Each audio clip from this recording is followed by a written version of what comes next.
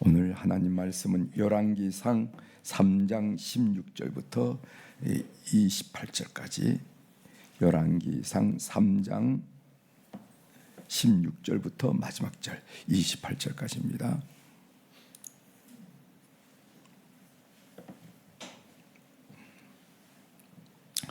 이제 찾으셨으면 제가 봉독해 드리겠습니다. 열왕기상 3장 16절.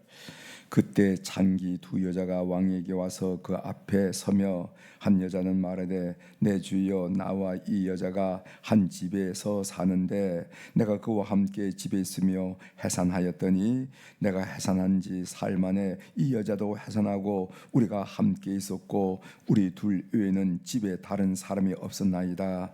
그런데 밤에 저 여자가 그의 아들 위에 누움으로 그의 아들이 죽으니 그가 밤중에 일어나서 이 여종 내가 잠든 사이에 내 아들을 내 곁에서 가져다가 자기의 품에 누이고 자기의 죽은 아들을 내 품에 누였나이다. 아침에 내가 내 아들을 젖먹이려고 일어나 본즉 죽었기로 내가 아침에 자세히 보니 내가 낳은 아들이 아니더이다 하매 다른 여자가 이르되 아니라 산 것은 내 아들이요 죽은 것은 네 아들이라 하고 이 여자는 이르되 아니라 죽은 것이 내 아들이요 산 것이 내 아들이라 하며 왕 앞에서 그와 같이 쟁론하는지라. 왕이 이르되 이 여자는 말하기를 산 것은 내 아들이요 죽은 것은 네 아들이라고 하고 저 여자는 말하기를 아니라 죽은 것은 네 아들이요 산 것은 내 아들이라 하는도다 하고 또 이르되 칼을 내게로 가져오라 하니 칼을 왕 앞으로 가져온지라. 왕이 이르되 사나이를 둘로 나누어 반은 이 여자에게 주고 반은 저 여자에게 주라. 그 산 아들의 어머니가 되는 여자가 그 아들을 위하여 마음이 불붙는 것 같아서 왕께 아뢰어 청하건대 내 주여 산 아이를 그에게 주시고 아무쪼록 죽이지 마옵소서 하되 다른 여자는 말하기를 내 것도 되게 말고 내 것도 되게 말고 나누게 하라 하는지라. 왕이 대답해 이르되 산 아이를 저 여자에게 주고 결코 죽이지 말라. 저가 그의 어머니니라 하매 온 이스라엘의 왕이 심리하여 판결함을 듣고 왕을 두려워하였으니 이는 하나님의 지혜가 그의 속에 있어 판결함을 봄이더라. 아멘. 28절까지 함께 읽었습니다.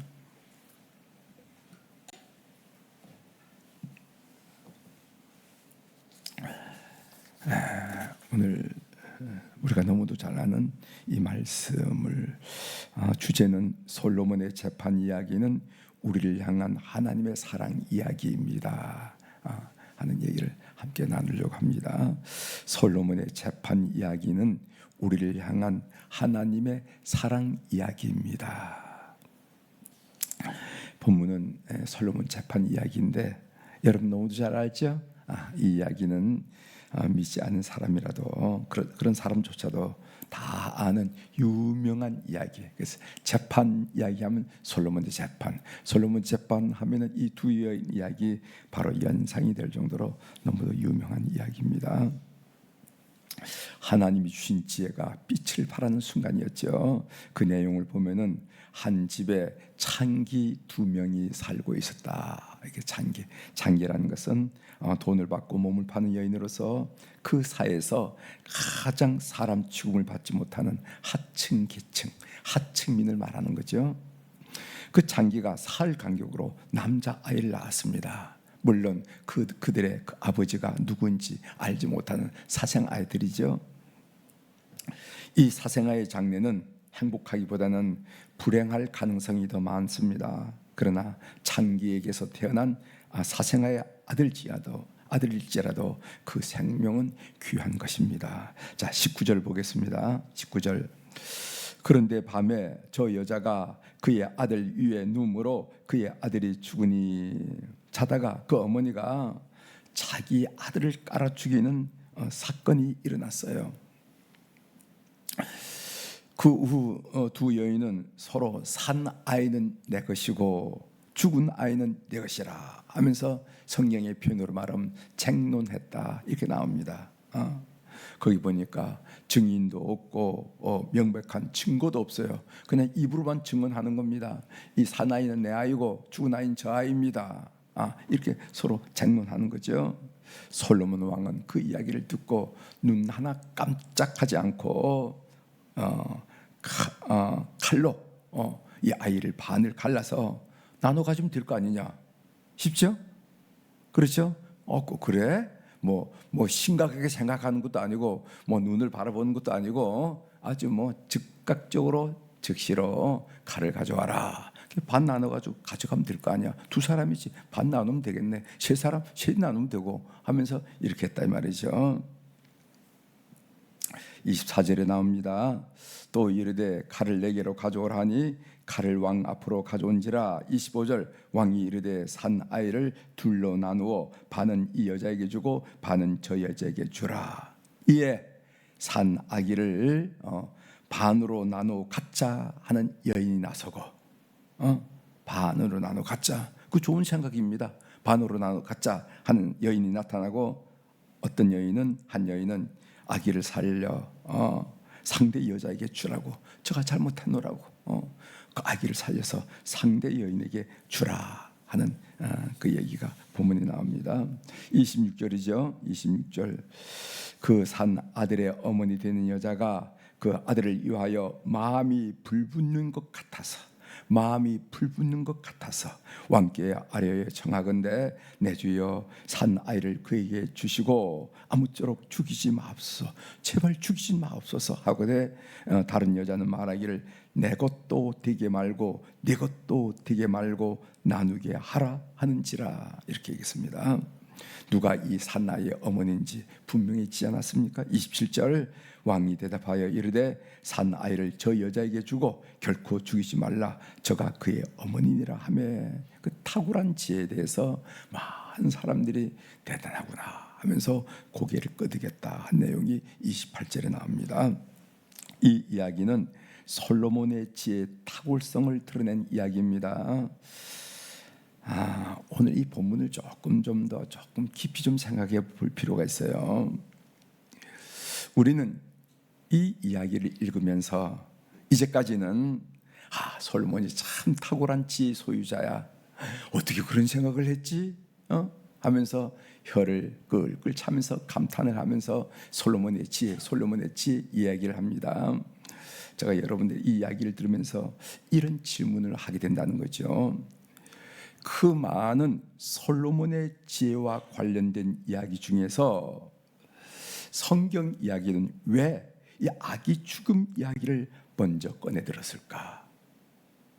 그거 우리 생각해 보여야 되잖아요. 성경을 읽을 때 그렇거니 하면 그렇거니가 되지만은 우리가 성경을 때 왜라는 말을 많이 쓰라고 그러죠. 왜 이런 단어를 쓰셨을까? 왜 이런 단어가 반복이 될까? 왜 이런 말이 앞서 나올까? 왜 중간에 나올까? 왜 생략할까? 이런 것을 볼 때 성경을 묵상할 때 성경을 좀 깊이 묵상하게 되는 거거든요. 묻는 겁니다. 솔로몬의 지혜 이야기가 평생 이거밖에 없지 않았잖아요. 그죠? 그렇죠? 지혜로운 왕인데 그 지혜가 온 중동 근방에 다 알려질 정도의 지혜의 왕이었는데 이 이야기밖에 없을 리가 만무라는 거죠. 그죠? 그런데 왜 이 성경 기자는 그 많은 솔로몬의 지혜 이야기 중에서 첫 번째로 이 아기 죽음 이야기를 꺼내 들었을까? 혹시 성경 기자는 이 이야기를 통하여 하나님은 어떤 분이신지, 그리고 또 하나님은 우리를 얼마나 사랑하는지를 좀 드러내고 싶었지 않았는가? 여러분, 성경 이야기가 결국 우리에게 하는 이야기 뭐냐면은 하나님은 어떤 분이라 하는 걸 알려주는 거죠. 그래서 성경은 여러분 성경 읽을 때 하나님은 어떤 분인지, 그리고 성경 읽으면서 하나님이 나를 얼마나 사랑하는지 발견하는 게 성경이죠. 그죠? 그런데 이걸 발견하지 못하고 그러면은 다른 걸 헛다리 짚는 거예요. 성경이 우리들에게 알려주려고 하는 것은 뭐냐면 하나님은 어떤 분인가, 그리고 하나님이 나를 얼마나 사랑하는가, 그것을 우리가 성경을 통해서 발견하는 것이 성경 저자의 목적이고 우리가 성경을 읽는 독자의 이유라고 한다면은 혹시 그런 이유가 이 이야기 속에 있지는 않았을까, 이렇게 본다는 거예요. 여러분, 열왕기 상하의 저자가 누구일 거라 하는 얘기를 말씀드린 적 있죠? 서론으로 누구라 그랬죠? 예레미야라고 그랬어요. 예언자 예레미야. 예레미야가 열왕기 상하의 저자일 것이다. 이렇게 추정한다. 학자들이 추정한다. 그렇게 얘기했습니다. 추정한다고 그랬어요. 거의 학자들이 동의하는 내용입니다. 예레미야일 것이다. 그걸 어떻게 추정하는가? 그 쓴 단어, 사람이 그렇잖아요. 사람이 우리가 세상에 있는 단어를 다 얘기할 것 같지만은요, 그 사람이 주로 쓰는 단어가 있습니다. 그래서 그 단어를 가지고 그 사람의 심리를 분석하는 학문도 있어요. 쓰는 사람이 있습니다. 단어가. 그리고 그 문체, 우리가 똑같이 말을 똑같이 하는 같지만은 어떤 사람은 주어를 빼놓고 얘기한 사람들도 있고, 어떤 사람은 목적어를 앞세워서 얘기한 사람이 있고, 어떤 사람은 목적어를 끄트머리, 이 다 문체가 다 달라요. 그래서 글을 읽으면 이 사람 글이 아니야. 앞에 누가 썼다는 얘기 하기도 전에 이거 우리 어머니 글이 아니야? 아니면 우리 아버지 글이 아니야? 우리 그 친구 글이 아니야? 라고 짐작할 수 있는 것은 뭐냐면, 그래, 문체, 쓰는 단어 이런 것만 알면 알 수 있는 것처럼, 그런 단어, 그런 문체, 이 문학사 형식 이런 걸 볼 때 이건 틀림없이 예레미야라고 추정한다 이 말이죠.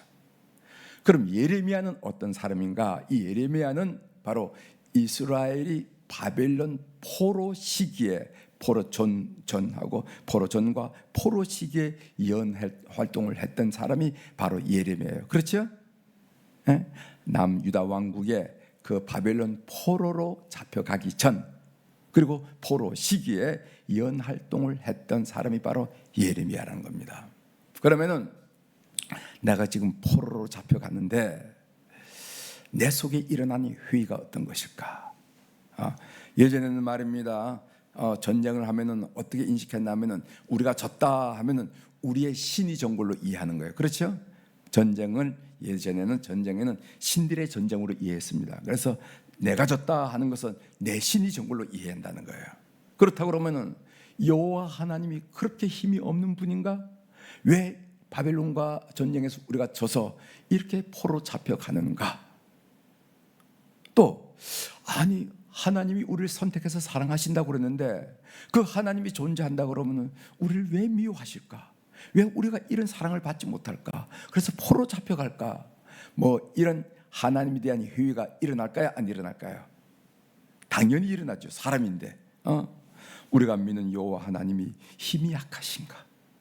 늘 전능하신 하나님이라고 고백하는데 우리가 믿는 하나님은 저들이 믿는 신보다 더 약한 분인가? 그런 생각도 날 것이고, 두 번째로 우리가 하나님이 사랑받는 선택받은 민족이라고 얘기하는데 모세도 그렇게 가르쳤는데 왜 우리가 이렇게 바벨론 포로 잡혀가서 고향을 떠나고 고국을 떠나서 이런 생활을 해야 되는가 하는 그런 회의가 당연히 일어날 것입니다. 시편에 그런 얘기가 많이 있습니다. 우리의 기도를 들으셨을까? 우리의 일을 잊으셨을까? 아니, 하나님은 안 계시는가? 이런 얘기들이 많이 나오잖아요. 그렇게 얘기가 들어왔단 말이죠. 이런 회의에 사로잡혀 있는 유대인들을 향해서 오늘 이 열왕기 이야기는 뭔가를 하고 싶어서 이 이야기를 꺼내들지 않았을까 하는 생각을 하게 된다는 겁니다. 여기 보면은 산 아이를 칼로 나누어 갖자 하는 이 말은, 이것은요 애굽의 지혜이고 세상의 지혜, 상식입니다. 그게 가장 쉬운 이야기예요. 그렇죠? 이 아이가 나의 아이다. 이 아이가 나의 아이다. 그래, 반 갈라. 이게 내 물건이다. 이게 네 물건이다. 그 반 갈라. 이것이 바로 애굽의 지혜이고, 애굽의 지혜란 말은 무슨 말인가 하면 그것은 상식이라는 거예요. 그런데 오늘 성경에 보면 그렇지 않더라는 겁니다. 그러나 이 한 여인은 그럴 수가 없었어요. 26절 중반절에 보면 이런 말입니다. 마음이 불붙는 것 같아서 그 아이를 반으로 갈르라 한 얘기를 듣고 이 아이에 대한 그 어머니의 마음이 불붙는 것 같아서 하는데, 이 마음이 불붙는 것 같아서 라는 히브리어 표현이 뭐냐면요, 라함이란 단어입니다. 라함. 이 라함이란 히브리어는 무슨 단어냐면 어머니의 자궁을 의미하는 거예요. 그 자궁을 의미해요. 원초적인 모성애를 의미하는 겁니다. 원초적인 모성애. 그래서 이거는 이 남자들이 느끼지 못하는 거예요. 여기 남자분 몇 분 와 계시지만은 이 남자분들이 느끼지 못하는 거예요. 이 원초적인 모성애. 그렇기 때문에 이 모성애, 이건 내가 이런 사랑을 가져야지 이런 게 아니라 이건 하나님이 주신 모성애야. 그렇기 때문에 산 아이를 칼로 가를 수가 없는 거예요. 어떻게 내 아이를 가릅니까? 이건 가를 수가 없는 거예요. 따라서 이 산 아기의 진짜 엄마는 가짜 엄마가 진짜 엄마는 이 아기를 살리려고 두 번 죽습니다. 두 번 죽어요. 첫 번째는 뭐를 어떻게 죽는가? 잔 아기를 자기 품에서 빼앗길 때 죽는 거 아니겠어요? 에?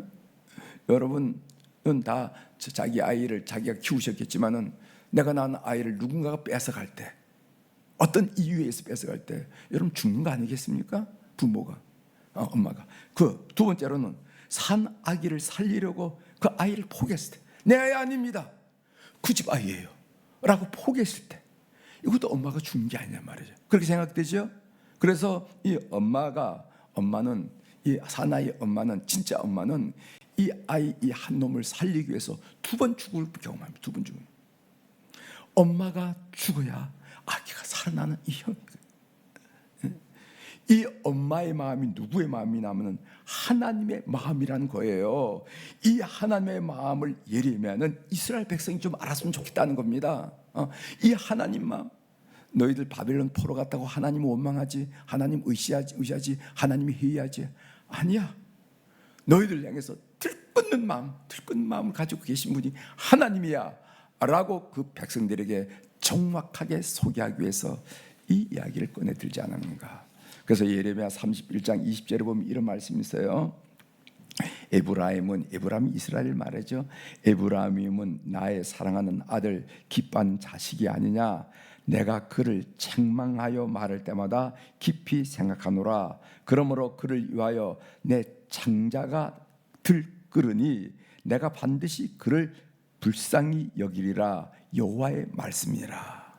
여기 보면은 우리가 그 열왕기에서도 26절 마음이 불붙는 것 같아 하는 이야기가 나오지만은요, 그가 예언 활동을 했던 예레미야 31장 20절에도 무슨 말이 나오냐면요, 내 창자가 들끓으니 하는 표현이 나온다.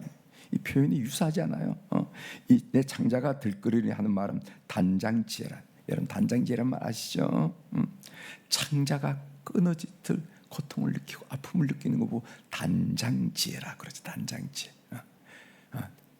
그 애가 끊어진다 이런 얘기죠. 애가 끊어진다는 얘기 하죠. 애가 들끓는다, 애가 끊어진다. 이 말은 뭐냐? 창자가 끊어진다는 거예요. 그래서 여러분 이 창자, 그래서 우리가 신경을 많이 쓰고 그 다음에 이 스트레스를 많이 받으면 소화 기능이 가장 어려움을 당하죠. 그렇죠? 그렇죠? 그런 애가 끊어지는. 너무너무 고통이 심하면은 단장지혜, 애가 끊어지는 슬픔, 고통, 이것을 단장지혜라고 그러잖아요. 그러므로 제가 설명을 했지만, 그러므로 이 재판 이야기는 엄마의 가슴 아리 사랑으로 자식을 포기함으로써 아기를 살렸듯이, 마찬가지로 하나님은 단장지혜, 창자가 끊어지는 고통으로 그의 백성인 이스라엘을 사랑하고 계신다. 이것이 예레미야가 재판 이야기를 통해서 그 백성에게 전하고자 하는 메시지가 아니겠냐 말이죠. 이것이 바로 이 말씀을 먼저 거론한 이야기라는 겁니다. 사랑하는 교회 여러분, 엄마가 죽음으로써 자식을 사랑하는 그 사랑 이야기가 또 있어요. 그 이야기가 어떤 이야기인지 아십니까? 십자가 위에서 우리를 사랑하는 이야기. 십자가 사랑은 뭐냐면은 하나님이 죽음의 사건이에요. 하나님이 죽음으로 우리를 사랑했던 사건이 십자가 사건이라는 거예요.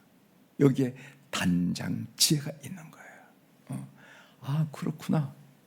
오늘 우리가 솔로몬의 재판 이야기를 통해서, 그 산 어머니 이야기를 통해서 하나님이 우리를 사랑하는 것을 깨닫고, 그 깨달음이 십자가 위에서 확실히 드러나는 것을 믿는 여러분이 되시기를 바랍니다. 기도하시겠습니다.